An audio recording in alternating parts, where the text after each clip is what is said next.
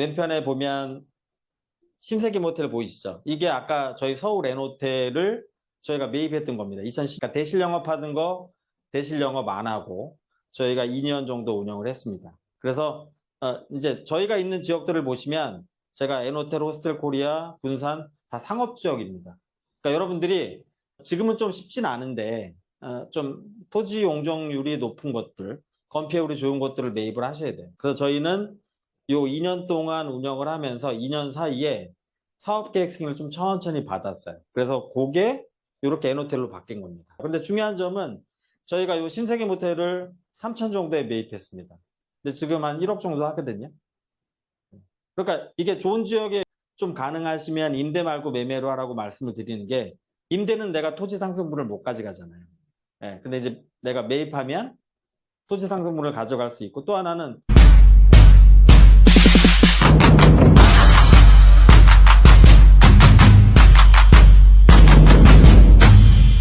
뭐 개발 과정들을 보면 첫 번째로는 우리 뭐 상권 및 입지 분석하고 타당성 조사 같은 것들을 해야겠죠. 그래서 보통 건축 지으실 분들은 뭐 문광부 자금 뭐 이런 것들 많이 물어보시는데, 이제 요 관련된 것들에 대해서 저는 기본적으로는 전체적으로 프로세스만 아시고 전문가를 쓰시는 게 훨씬 더 도움이 될 것 같아요. 왜냐하면 시행착오 하실 필요 없거든요. 그러니까 에어비앤비 같은 경우는 제가 직접 다 해보라고 권합니다. 왜냐하면 객실이 한두 개밖에 안 되잖아요. 그리고 본인이 다 인테리어도 하고 다 가능하세요. 그런데 여러분들 객실 한 10개 되면 그거 당근에서 다 못 사십니다. 그리고 안 돼요. 힘들어요. 그리고 또 하나가 에어비앤비만 해도 취지 자체가 그냥 내가 부업으로 조금 돈 벌어가 취지거든요. 그러니까 호스텔로 넘어오면 까다롭습니다. 그러니까 에어비앤비에서 생각하지 못한 규제들이 되게 많이 나옵니다. 그래서 그런 것들은 관련된 전문가를 통해서 저는 진행하는 게 낫다라고 말씀을 드리고요. 그래서 호스텔도 크게 보면 호텔 산업 중에 하나죠. 의외로 운영 쪽으로도 들어가면 묘미를 줄 수 있는 것들이 많이 있거든요. 그러니까 가령 요새는 아침 조식 주는 데들 거의 없습니다. 일반적인 우리가 호스텔 개념에서는. 그래서 제가 여성분들이 강점이 좀 많다라는 게, 만약에 내가 주거를 근처에서 하고 있다라고 하면 여성분들이 간단하게 아침 조식 세팅해 주시면 객단가가 벌써 올라갑니다. 그리고 후기가 좋아져요. 요새는 기본적으로 후기가 좋아야 재방문이 일어나잖아요. 그리고 또 하나가, 남자가 피고 나가면 싫어합니다. 근데 여성분들이 나가면 다 좋아합니다. 그래서 이게 남자보다는 여성분들이 운영하고 관리하기에 참 좋은 사업이다. 다음에 요 표는 많이 보셨을 건데, 호스텔업하고 우리 일반 모텔만 아시면 됩니다.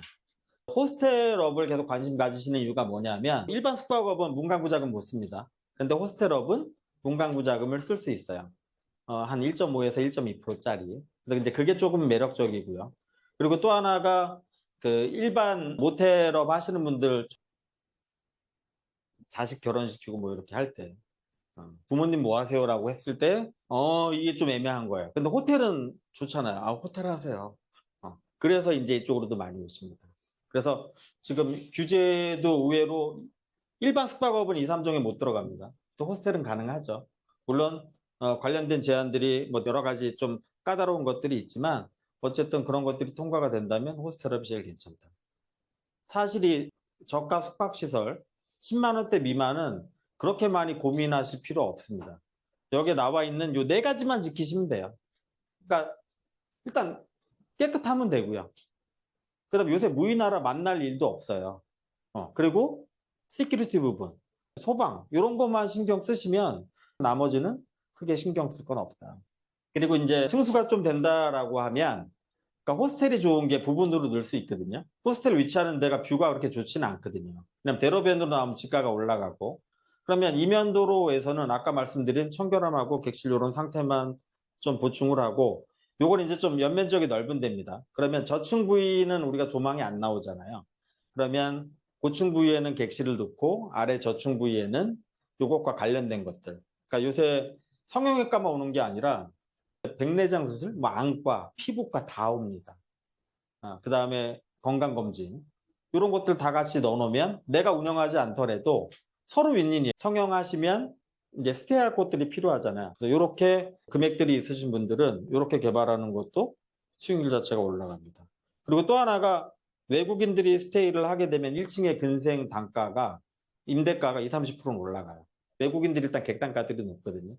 그래서 보통 이제 투자자금 조달 방법 요거 문의하시는 분들이 많은데 진짜 내가 자금이 없다. 그리고 지금 리스크 없잖아요. 그럴 때는 가지고 계신 아파트 공동담보로 걸면 100%도 나옵니다. 내가 좋은 위치에 좋은 호스텔을 선점하고 내가 해보겠다는 마음이 있으면 사실 자금은 어떻게든 해결이 됩니다. 그리고 제가 지금 말씀드린 수익률이 나오잖아요. 그래서 그런 것들은 리스크 아닌 리스크다. 왜냐하면 결국에는 이게 호스텔이라는 물건이 되면서 감정평가 받아보면 가격이 올라갑니다. 그래서 이제 그런 방법들이 있고, 그리고 이제 아까 말씀드렸듯이 100실 이상의 호텔들이 아직까지 PF가 생각보다 잘 안 된다. 그래서 수요 공급을 깨트릴 만한 것들이 당장은 없습니다. 그래서 객실 30개 미만 이런 것들은 얼마든지 해보셔도 리스크가 없다. 그래서 이제 부동산 임대 시장에서도 요새 수익률이 높은 호텔들이 계속해서 인기를 얻고 있고요. 이게 우리 숙박업의 속성이거든요. 여기에 나온 인적 서비스, 그 다음에 이질성과 서비스 표준화가 저희 저가 호텔에는 적용이 안 됩니다. 그래도 저는 더 좋다라는 거야. 그러니까 큰 호텔들은 이거를 유지를 해야 돼요. 그래서 저는 만약에 객단가가 많이 안 나오는 데는, 특히 지방 같은 데는 저는 호텔 이름 붙이지 말라 그래요. 왜냐면 호텔 이름을 붙이는 순간에 사람들은 객실 단가가 아무리 싸도 서비스를 받으려고 합니다. 그래서 그냥 스테이로 가세요 이렇게 얘기를 해요. 그리고 요새는 뭐 야놀자도 되게 좋은 것들이 많이 나오는데 저희는 밴디트 쓰거든요. 이제 외국인 OTA도 연동이 다 돼 있고, 그러니까 그게 2, 3년 전에만 해도 저희가 구매하려고 했으면 한 2, 3천만 원 줘야 됐습니다. 근데 지금은 월 렌탈로 저희도 한 3, 40만 원에 쓰는 것 같아요. 그래서 굳이 새로 신규하는 그 업소들은 무인 안 할 이유가 없으십니다. 워낙 단가들이 많이 내려갔어요. 지금 왼편에 보이시는 게 저희가 초기 매입부터 들어갔던 물건이고요. 2층짜리 주택을 3천 정도 매입했었을 겁니다. 네, 그래서 신축하는데 한 10억 정도 들여서 한 30억 정도 주고 매입했던 건물이에요. 지금 옆에 이 건물이고요. 그래서 이 건물이 짓기도 전에 임대가 끝났습니다. 보증금 한 3억이었나요? 3억에 한 1,500, 1,600? 임대가 끝났어요. 그런데 지금 제가 토지 플러스 신축 비용까지 30억이라고 했잖아요. 근데 대출을 한 15억 정도 받았어요. 15억에서 보증금 빼고 그러면 한 12억, 13억 투자해서 벌써 1,500인가 1,600 받았잖아요. 그러니까 벌써 수익률이 10몇 프로 넘어가는 겁니다. 근데 중요한 거는 이분들이 하셨어요. 코로나 때 63억에. 그러니까 실질적으로 내가 한 10몇 억 들여서 물론 세금은 차치하더라도 이미 몇십억을 벌었다. 그리고 두 번째는 왼편에 보면 신세계 모텔 보이시죠? 이게 아까 저희 서울 N호텔을 저희가 매입했던 겁니다. 2010, 그러니까 대실 영업하던 거 대실 영업 안 하고 저희가 2년 정도 운영을 했습니다. 그래서 이제 저희가 있는 지역들을 보시면 제가 N호텔, 호스텔 코리아, 군산 다 상업 지역입니다. 그러니까 여러분들이 지금은 좀 쉽진 않은데 좀 토지 용적률이 높은 것들, 건폐율이 좋은 것들을 매입을 하셔야 돼요. 그래서 저희는 요 2년 동안 운영을 하면서 2년 사이에 사업계획 승인을 좀 천천히 받았어요. 그래서 그게 이렇게 N호텔로 바뀐 겁니다. 그런데 중요한 점은 저희가 요 신세계 모텔을 3천 정도에 매입했습니다. 근데 지금 한 1억 정도 하거든요. 그러니까 이게 좋은 지역에 좀 가능하시면 임대 말고 매매로 하라고 말씀을 드리는 게 임대는 내가 토지 상승분을 못 가져가잖아요. 근데 이제 내가 매입하면 토지 상승분을 가져갈 수 있고 또 하나는 보통 임대로 들어가시면 돈 투자 못 하세요. 남의 건물에 내가 그러니까 결국 그게 또 경쟁력으로 다가와요. 그래서 처음에 이제 일반 숙박업으로 매입한 거를 저희가 외국인 관광 편의시설 등록해서 이제 운영하다가 그 다음에 이렇게 이제 관광 호텔로 바뀌었던 거죠. 그래서 이제 기존의 객실 30개일 때 또 운영 수익하고 이게 100실이 되니까 좀 운영 수익이 좀 차이가 났고요. 그리고 요 다음 거는 그 우리나라 몫이 호텔이 두 군데 들어와 있거든요. 익선동하고 그 다음에 그 명동에 근데 덴마크 코펜하겐에 몫이 호텔이 있습니다. 그러니까 이제 제가 여기서 영감 얻은 건 뭐냐면 우리가 아는 일반적인 호텔이 아니라 조금은 클럽 같은 호텔? 그러니까 결국엔 이제 MZ 세대들이 오잖아요. 그러니까 그들을 맞출 수 있는, 그러니까 단순하게 숙박만 원해서 오는 게 아니라 호스텔의 원래 취지가 정보 공유하고 서로 사람들을 만나게 해주는 겁니다. 그러니까 우리가 흔히 알고 있는 뭐 백패커스나 게스트하우스 확장판인 거예요. 결국 사람 만나려고 오는 거거든요. 그래서 저는 지금 전 세계에서 외국인들이 오니까 이런 MZ 세대를 대상으로 객실 외에도 내가 공유 공간에 좀 멀티 공간으로 이용할 수 있는 것들을 전 넣어준다면 너무 좋을 것 같아요. 그래서 그렇게 좀 멀티 공간으로 이용하시면 향후에 상당히 경쟁력이 있지 않을까. 그러니까 이게 호스텔로만 넘어가더라도 그 여러분들이 어떻게 디자인하고 계획하는지가 되게 중요합니다. 왜냐하면 이게 물리적인 인테리어나 건축이 들어가잖아요. 한번 만들어 놓으면 그 다음에 바꾸기가 되게 힘듭니다. 결국에는 비용하고 연관이 되거든요. 전문가의 영역도 일부 있고 많은 고민들을 해줘야 된다. 그리고 호스텔이나 게스트하우스라는 게 어쨌든 객실이 작잖아요. 그러니까 저희는 ADR이 아니라 ADB로 가거든요. 그러니까 에버리지 데일리 레이트가 아니라 베드당 가야 돼요. 왜냐하면 도미토리도 객실이 들어가잖아요. 그러면 베드 하나당 내가 요새는 한 3만 원 정도 받거든요. 근데 어떤 데는 만약에 내가 이게 문 사이즈를 30cm를 옮기냐에 따라서 베드가 하나 들어가고 안 들어가고 해요. 그런데 이렇게 시장이 좋을 때는 여러분이 마음대로 하셔도 수익률이 나옵니다. 근데 전문가들이 리터치를 하면 거기 안 들어갈 객실을 하나 더 넣을 수 있고 베드가 하나 더 들어가요. 그럼 아까 똑같이 그 베드 하나가 10년 운영한다고 해보세요. 그거 하나에 몇 억 나가는 겁니다. 그래서 관련된 전문가가 저 말고도 네, 쓰셔야 된다.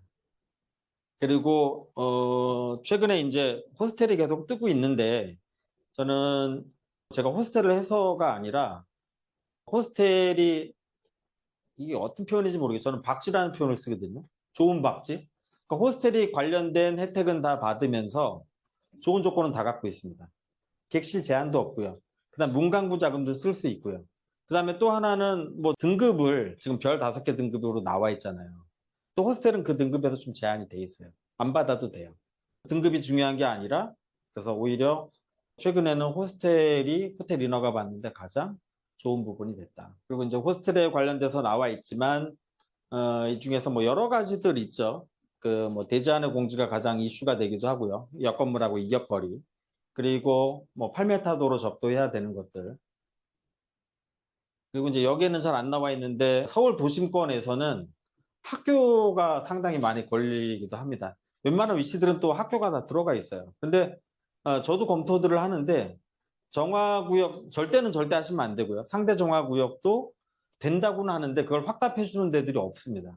행정사든지 건축사든지. 그래서 요 관련된 것들은 다른 거 여러 가지들이 있지만 지금 말씀드린 세네 가지는 확실하게 검토를 하셔야 된다. 왜냐하면 아예 못하는 수가 생기거든요. 그러니까 지금 공개숙박 시장이 3년 만에 20배가 성장을 했잖아요. 그 얘기는 이쪽 시장이 되게 화랑인 겁니다. 근데 지금 왜 제가 좀 과감하게 투자하시고 해보라고 말씀을 드리냐면 이 현상이 12년 전, 10여 년 전에 똑같이 일어났습니다. 그러니까 그때도 숙박시설이 모자라서 관광호텔 특별법이라는 게 있었거든요.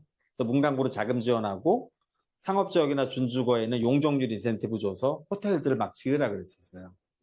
그때랑 지금 상황이 똑같습니다. 그런데 그때는 우리가 수요 공급으로 따지자면 외국인들이 지금보다 많이 들어오지 않았다. 근데 요번에는 제가 아까 말씀드렸듯이 유엔에 등록된 200개국 전 세계 82억 전 세계인들이 다 오거든요.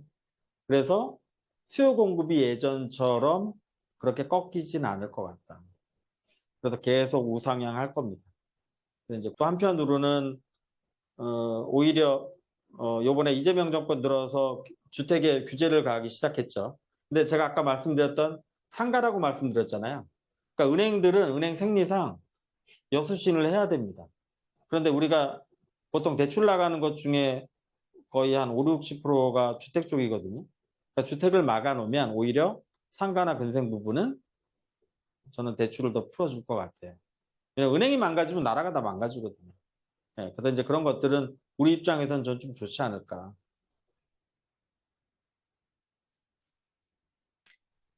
그리고 아파트랑 제가 이렇게 비교를 해놓으면 잘 이해를 하시더라고요. 하락기에도 잘 팔리는 아파트 이렇게 나와 있죠. 그래서 여기 지금 나온 것처럼 일단 호스텔도 똑같습니다. 교통이 좋아야 돼요. 저는 이제 항공하고도 같이 묻거든요. 그러니까 지금 서울하고 수도권이 물론 뭐 부산이나 다른 뭐 제주도나 좋은 지역도 있지만 지금 인천공항이 1억 명까지 출입국 할 수 있게 늘려놨어요. 코로나 기간에도 몇 조 원을 투입해서 늘려놨거든요. 그러니까 결국에는 인천공항으로 들어오는 수요들은 어딘가에 스테이를 해야 됩니다. 계속 늘려가고 있어요. 근데 교통이 늘어나는 만큼 지금 서울에는 숙박시설이 안 늘어났다. 그리고 이제 나머지는 공항버스라든지 이런 것들을 아마 대입을 해보시면 호스텔 개발에 최적화된 지역이 아마 나오실 겁니다.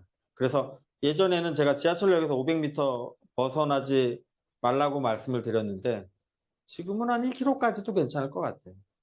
왜냐하면 이제 결국에는 내가 투자하는 금액들이 중요한 거잖아요. 역세권에서 멀어지면 멀어질수록 집가 부분이 좀 저렴한 게 있으니까요. 그래서 이제 그런 지역을 찾아보시면 좋을 것 같다. 그래서 이제 마지막으로 디지털 전환의 시대인데 요새 의사결정하기가 좀 힘든 부분들이 있습니다. 호스텔이 올 초만 해도 이렇지 않았어요. 네, 근데 갑자기 돈 든다고 하니까 이제 교육도 받으러 다니시고. 근데 이제 또 반대로 따지면 확산되는 거에 비해서 지금 서울의 수도권의 부동산은 한정돼 있다. 그래서 빨리 잡으셔야 됩니다.